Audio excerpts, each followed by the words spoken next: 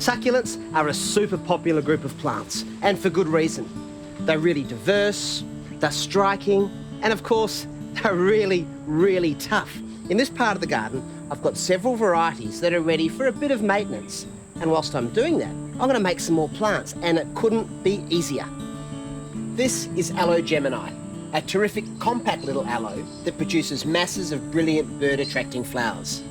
Each of these clumps started as one plant 5 years ago, and they've now produced lots of pups, which are new plants off the original one.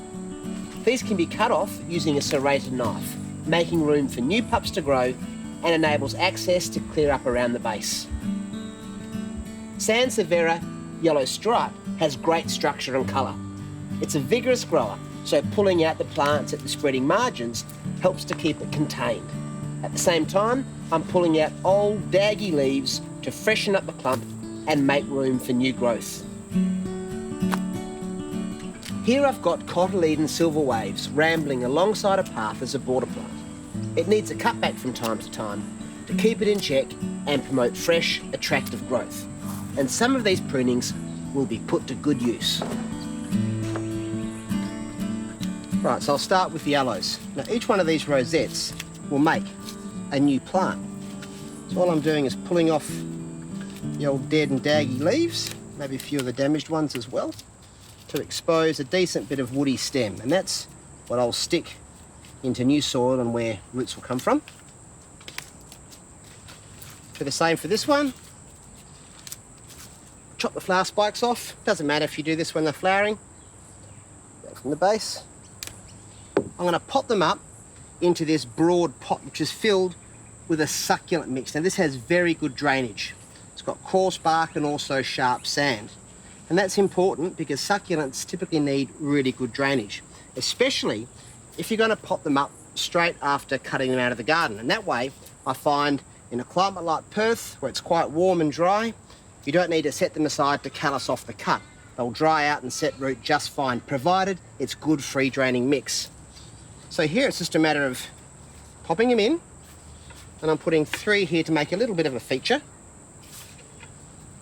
It'll be tight, but they're slow growing, and they'll fill this pot out beautifully.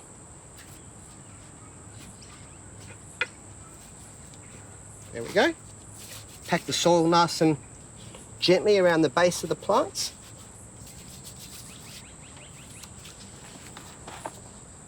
Now these won't even set back. They'll start to root and then keep growing, end up flowering, and it'll be a beautiful feature pot. Right, next up, the Sansevieria. This one is such a striking plant, and all I need here to get a good, successful new plant is a bit of this rhizome. You can see there, that's the underground stem. There's already plenty of roots off it. That's where the new shoots are coming from the base. Now these are so tough, but that will hold, and that's such a striking leaf. I'll leave it on there. I'll plant it a bit deep in this old galvanised bucket, which has holes in it for drainage, and again filled with the same mix. You can see here, I'm just going to pick some really nice striking ones and just drop those in. 3 to 5 pieces is normally pretty good.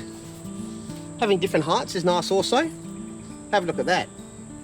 That's a great piece. So a nice bit of rhizome and a new shoot there. And now it's just a matter of kind of putting them in the right spot, a bit like arranging a vase of flowers, and filling with mix to stabilise it. So just a final rearrange. You can see that's quite firm. I could push down to the soil with the fingers, that's fine, and it's done.